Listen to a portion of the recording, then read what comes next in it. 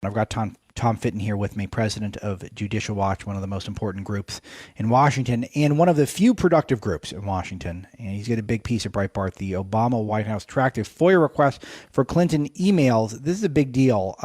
Talk to us about this one, Tom. Well, the Obama administration knew about the Clinton email system, but lied to the American people about its existence. I mean, that's the gravamen of the story. Judicial Watch had been asking for Clinton emails. They eventually fessed up that they had them, but that was after pushing and pushing. Another group called Crew, which many people may know about, a group Sure. really modeled after Judicial Watch from the left, had asked about alias accounts used by Hillary Clinton, and they were told there were none. There were no Clinton emails, which was a lie. And it turns out, according to the documents we uncovered as a result of federal court order discovery, the Obama White House counsel's office was involved in that lie. They were brought in early on into the question. They knew about it. They were consulted as to how to respond and handle the FOIA requests for the information. And sure enough, the State Department, after consulting with the White House, looks like, according to the documents, lied in saying they didn't have any responsive documents about that secret email account. That's remarkable. And Tom, thanks to folks like you, it seems like there is a lot more that is coming out about the Obama administration efforts to spy on the president and to protect Hillary Clinton. What have been the big things that have come out since the Robert Mueller report, or really since the Barr memo, that have, you think, changed the game and should get more scrutiny?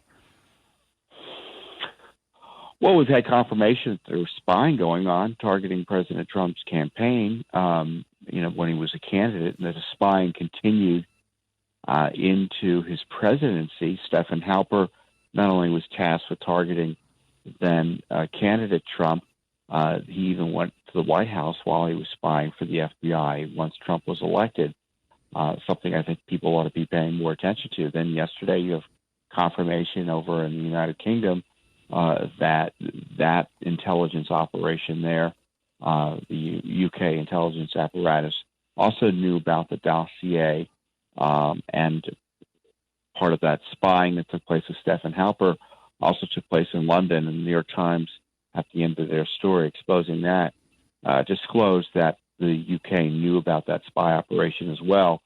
So you had this other foreign agency, supposedly a friend of the United States, laundering the Steele dossier that was created as a result of FBI, DNC, Clinton campaign money in consultation with the Russia intel with Russia intelligence. Just pretty incredible stuff, and it shows you that it was an international effort to take out Trump. It wasn't just based here in the United States. Wow. And then we have our remarkable stuff we just uncovered. Bruce Orr communicating with the State Department, top official Ms. Cadillac, who emailed him after the election about alleged Russia funding, or the implication was Russia funding of President Trump's campaign. And Orr's response is, "I hope we can get something going here." The story is he was this neutral guy whose wife just happened to work at Fusion GPS. Well, it looks like he was as anti-Trump as the Peter Strzok in some ways. And then we have emails showing that Nellie Orr was told by Bruce Orr to destroy some Russia-related emails, which he happily did. So how does Barr go about investigating Spygate here? Do you have confidence he's going to do it? Because it seems like we're getting close. It seems like I'm getting the impression that there's people in, I think you call it the Russia hoax cabal, I think is your expression for it, Tom, or something like cabal, that. The coup cabal. I'm sorry, my mistake. The coup cabal. It seems like there is some trepidation here. It seems like they're concerned that this could begin, an investigation could begin. And with the villainizing of Bill Barr, this is where I think the Democrats have really lost their mind. The trying to attack him for doing really the basics of his job might backfire, because it might make him a little more likely to start digging into this stuff. Yeah, he doesn't seem like someone who's going to be cowed. I hope he does a serious investigation. Certainly, everything he said suggests that that's what he wants to do, and he's seen evidence requiring follow up by a competent attorney general like himself. And I just hope it's not an administrative review, that it's a criminal investigation. I know it's starting off as a review. The other big thing coming down the pike is the Inspector General report out of the Justice Department.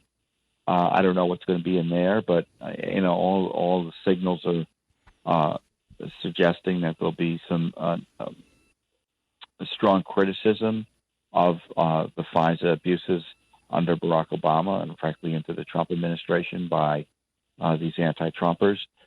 So that will provide more grist for the Barr mill in that regard. So we'll see what happens. I'm hopeful. Everything he said suggests that he takes this pretty seriously, and he's seen evidence of criminal misconduct. I don't think you need to read between the lines when you look at his interviews, but that doesn't necessarily mean something big will happen. He's not only fighting the whole, as you point out, the whole Democrat media complex, but the institutions of the FBI and the DOJ and frankly the spy agencies are really going to stand strong against anything serious being done. Look at Christopher Wray. He can't even use the word spy. He's so compromised in terms of having internalized this deep state approach to draining the FBI swamp. Yeah, it turned out to be a real shame that he ended up being the FBI pick, and that sort of came on very quickly. It seemed like I don't feel like we fully got a chance to get to know Mr. Wray before he was selected, which is a shame. Tom Fitton again is my guest. Go ahead. All the indications were when he was testifying, he was not going to be a reformer. I criticized Mr. Wray on Fox Business a few weeks ago, and the president retweeted the criticism and suggested, he was a creature of the last Justice Department, which, as you know, was obviously been replaced essentially when Mr. Sessions was fired. Yeah, I would imagine Tom Fitton is one of the deep state's least favorite people. Judicialwatch.org, because he knows where the levers of power are and who is operating them. I have a question. Let's talk about John Brennan for a second, who I have a mild obsession with. He's an actual communist, voted for a communist for president, somehow became the CIA director, used his security clearance to be able to create grist for the mill for the Russian collusion hoax from a massive platform at MSNBC, which he retains despite misleading the public in that audience so much. Joe DeGenova was on last week, and he was suggesting he really is the architect for the entire deep state coup. Do you think that's true? If not, is he bright enough to carry something like that out? If so, why isn't there more scrutiny on him aside from in conservative media? Oh, I think he's a key ringleader. This was a cabal, as I point out, and certainly Brennan was pushing this dossier. He was involved in that infamous Oval Office meeting in Barack Obama's White House just before with Comey and Barack Obama and Biden, et cetera, just before Comey went to attempt, as his FBI people suggested or were worried about, go to blackmail then President-elect Trump with information about the dossier. It looks like that spy operation we're talking about probably could not have taken place without CIA help. And then you had this fight back and forth as to who's responsible, but it looks like both are partially responsible.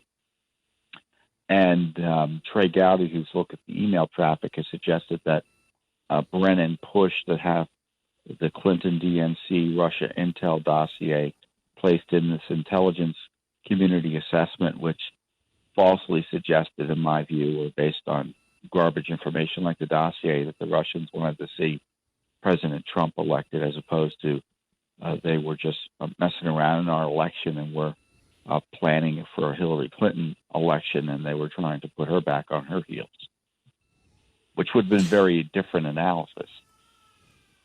Very interesting. So what do you think can be done here? It seems like Comey almost seems like he knows there's going to be some investigation into him. It seems like he's almost leaked some things that could be almost trying to the tactic you talk about at Breitbart, Tom, called Ben Smithing, where you kind of break your own news so you can frame it, your own bad news so you can frame it in a certain way that would be more favorable to you. What do you think of the next steps? Who gets investigated? Does anyone get investigated? And what do we do to make sure that the Department of Justice tries to get justice here? Well, Comey's already supposed to be investigated. He's supposed to be investigated related to his taking of those FBI files of President Trump and illegally leaking them, files which included classified information. As I said, an administrative review would be good, but that's not going to be enough. These folks need to go before grand juries and really face serious investigation. And to me, that's the hallmark of a criminal investigation, that people can have reassurance, so that people can have reassurance that something serious is being done. The idea that we're going to have another Huber-like investigation into this isn't going to hold water. So I would encourage Barr to unleash the hounds in terms of using the powers of the Justice Department that people know, that people are familiar with, in terms of bringing in prosecutors, having FBI agents do interviews. Well, frankly, I don't know if the FBI should be involved in this, but having federal agents do interviews, having an internal administrative review isn't going to cut it. Tom Fitton, Judicial Watch president. Go to judicialwatch.org. Thanks, Tom. You'll keep us posted if anything big develops. You're welcome. Thank you.